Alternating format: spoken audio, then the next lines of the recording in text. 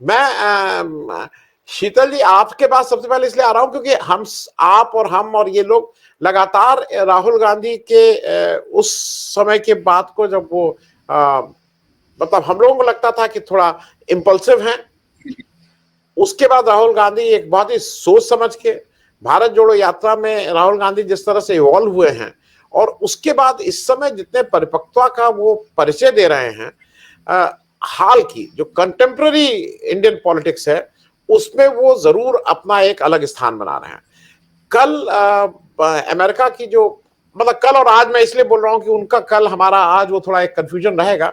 जो Washington DC की उनकी प्रेस कॉन्फ्रेंस है, आपने भी दिखाई होगा, उसको आप कैसे देखते हैं? और राहुल गांधी की जो एक व्यापक दृष्टि है, वो अब दृष्टि वो कहीं कहीं मुझे नेहरू के स्टेट्समैनशिप से वो मिलती है। वो दृष्टि केवल भारत की सीमाओं तक नहीं है, वो अब एक दुनिया को एक अलग नजर से देखने की, अलग नजर इन द सेंस कि एक स्टेट्समैन के रूप में देखने की कोशिश कर रहे हैं।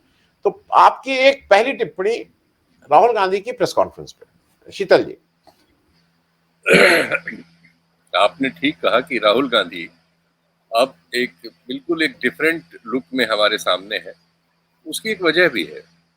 दरअसल वो जो कहते रहे हैं वो बात सही है कि कई वर्षों मेरा ख्याल एक दशक हो गया, एक दशक से खरीदे हुए मीडिया, सोशल मीडिया के जरिए उनकी एक छवि बनाई गई थी, उनके परिवार की एक छवि है।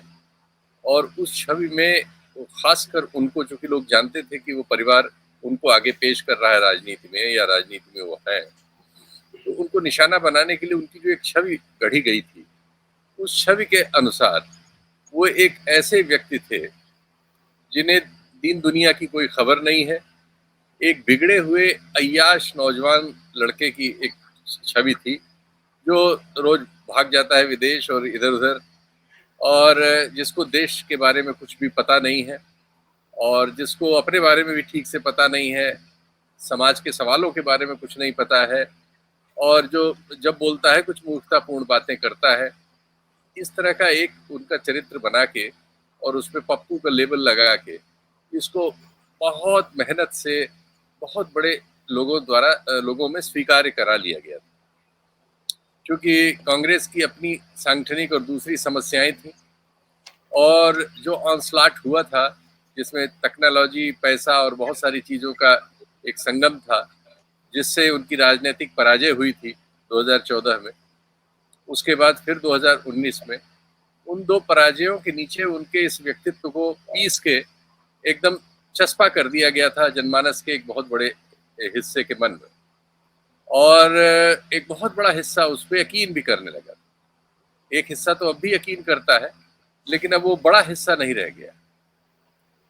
इसको राहुल गांधी ने सिर्फ और सिर्फ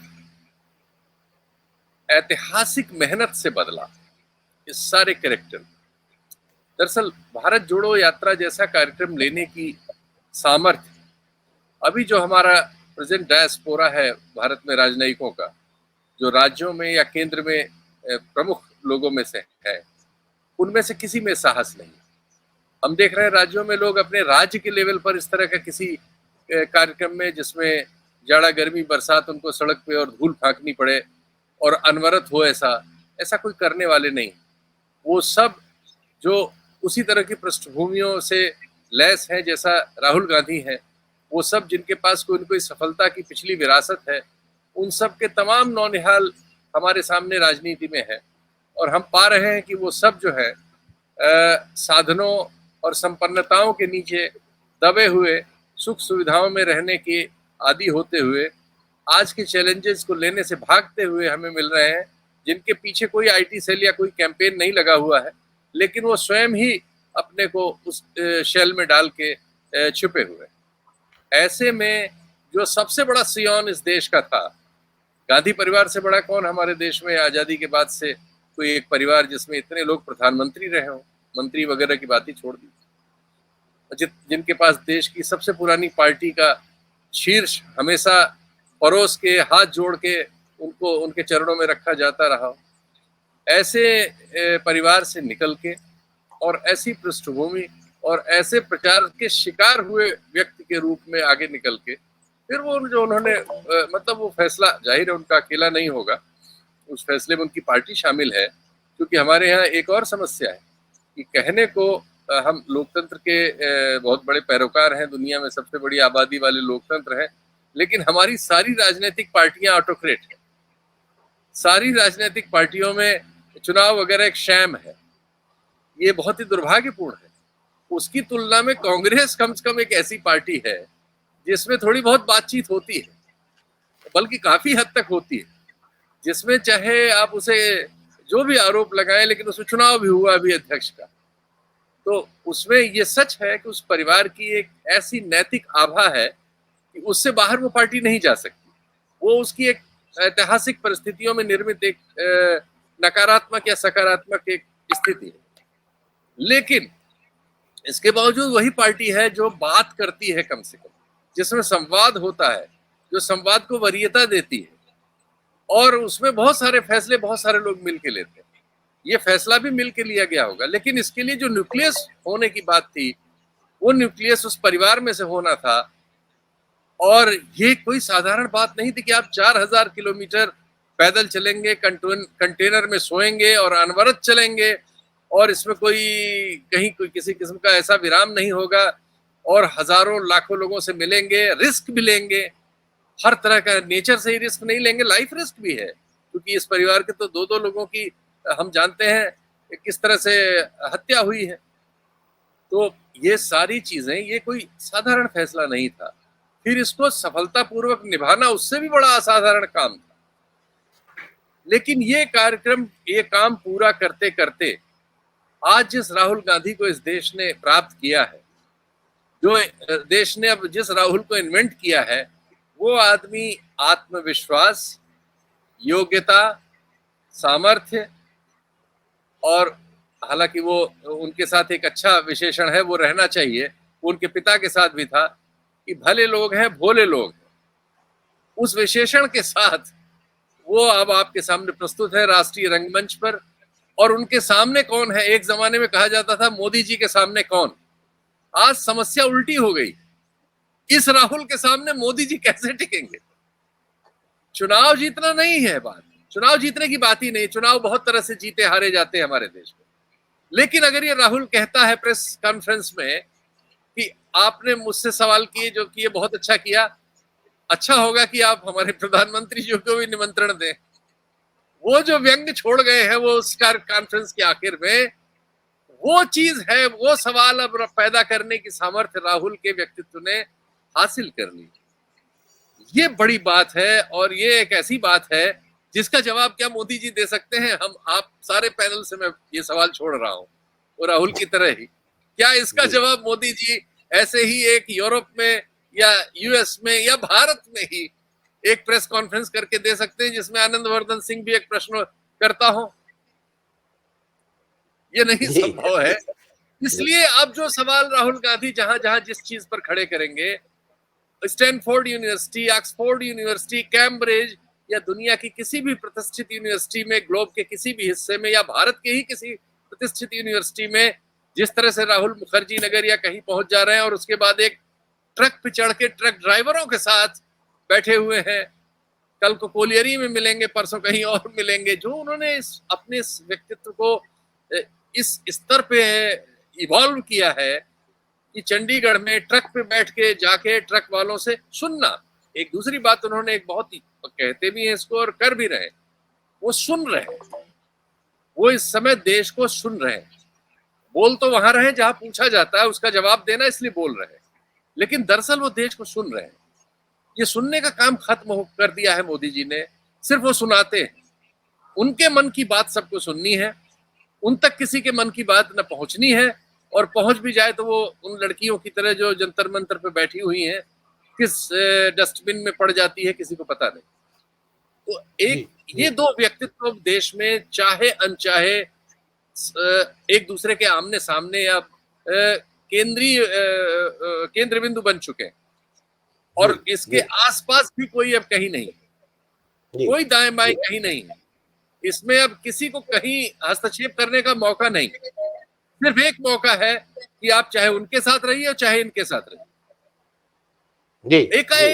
एक साल में राहुल गांधी ने इस परिस्थिति को, और उनकी कांग्रेस ने इस परिस्थिति को पूरा स्वकेंद्रित कर लिया है बहुत ही सफलतापूर्वक। वो 24 हारे या जीते, लेकिन वो व्यक्तित्व की लड़ाई में अब जहां पहुंच गए हैं, उस लड़ाई का सामना करने की सामर्थ्य इस समय के भारतीय राजनय में प्रधानमंत्री समेत अब किसी की नहीं बची है, यही मुझे लगता है। शीतल जी, एक चीज ये बताइए, मतलब मेरे हिसाब से तो ये, मतलब मैं इसको, लोग कुछ भी कहें, मुझे मीनाक्षी लेखी जी, कोई भी शरीफ आदमी यही करेगा, और क्या करेगा भाई। मैं दूसरी एक और चीज आपसे पूछ रहा हूं, मैं अपने दर्शकों को बता दूं कि आपको, मुझे कम से कम, अगर लेटेस्ट खबर इस तरह की जो आ रही हैं, कहां क्या, वो शीतल जी के फेसबुक पेज पे जुड़ जाइए। इनके पास सबसे लेटेस्ट खबर, मेरे जितने जानने वाले हैं उसमें इन्हीं के पास रहती है, बहुत लेटेस्ट रहती है उसमें, और ये चीजें एक्सपोज भी हो रही हैं। 2000 के नोट के चिप वाली बात, वो एक पत्रकार, उस पत्रकार महिला के पीछे लग गया और वो कहती रही, नहीं, मैंने तो ऐसे कहा, आपने उसने फिर पुराना इनका पूरा वीडियो दिखाया, वो दिखाया, उसने दिखाया कि ये झूठ बोल रहे हैं। मेरा एक लेकिन दूसरा प्रश्न है, मुझे एक चीज शीतल जी अच्छी लगी कि आज डेमोक्रेसी में पार्ट है कि पक्ष और विपक्ष मिलकर बनते हैं। अमेरिका की धरती पे राहुल गांधी ने खुलेआम ये कहा कि चीन ने हमारी 1500 स्क्वायर किलोमीटर जमीन पे कब्जा किया है, और मेरे ख्याल में पहली बार हिंदुस्तान की तरफ से ये दर्ज हुआ कि हमारी जमीन पे चीन ने कब्जा किया हुआ है। नहीं तो आज तक तो हम लोग ये स्टैंड लिए हुए, ना कोई घुसा है ना कोई घुसा था। लेकिन एक प्रमुख विपक्ष के एक प्रमुख नेता ने इंटरनेशनल मीडिया के सामने ये दर्ज कराया है कि, तो आपको नहीं लगता कि एक बड़ी मतलब जो विदेश नीति के हिसाब से एक बड़ी बात कही है राहुल गांधी ने? उन्होंने साफ साफ कहा है कि हमारी जमीन पे उनका कब्जा हुआ है। और दूसरी तरफ जयशंकर साहब कहते हैं कि जरा समझिए, हम छोटी इकोनॉमी, वो बड़ी इकोनॉमी, हमारा कोई, हम लोग उनसे बराबरी नहीं कर सकते हैं। ये कुछ चीजें स्पष्ट कर रही हैं। देखिए, ये वाली बात न्यूयॉर्क टाइम्स समेत, मतलब अमेरिका के तो सारे बड़े अखबार, वाशिंगटन पोस्ट वगैरह सब में छप चुकी है कई बार। गार्डियन वगैरह ने भी इसको छापा है। हमारे यहाँ सुब्रमण्यम स्वामी साहब इसको लगातार कहते रहे हैं। डिफेंस के बहुत सारे ऐसे एक्सपर्ट जो राइट विंगर कहलाते हैं, उनमें से लगभग सभी इसको कहते रहे हैं। हमारे प्रधानमंत्री के अलावा और हमारे जो ऑफिशियल डिस्पेंसेशन है उसके अलावा सब इस बात को कहते रहे। और हमारे जो विदेश मंत्री हैं, उन्होंने इसको परोक्ष रूप से इस तरह से कह दिया है कि हम छोटी इकोनॉमी है और बड़ी इकोनॉमी है, जो आपने कहा। तो राहुल गांधी ने वहां दो सोवियत संघ के, रूस के सवाल पर गवर्नमेंट को डिटो किया, और चाइना के सवाल पर वो तथ्य जो वैसे सर्वविदित है, लेकिन जिसको सरकार स्वीकार करने से घबराती है, बचती है, छिपाती है, झूठ बोलती है, उसको उन्होंने पब्लिक कर दिया। जो पब्लिक में था उसको एंडोर्स कर दिया एक्चुअली।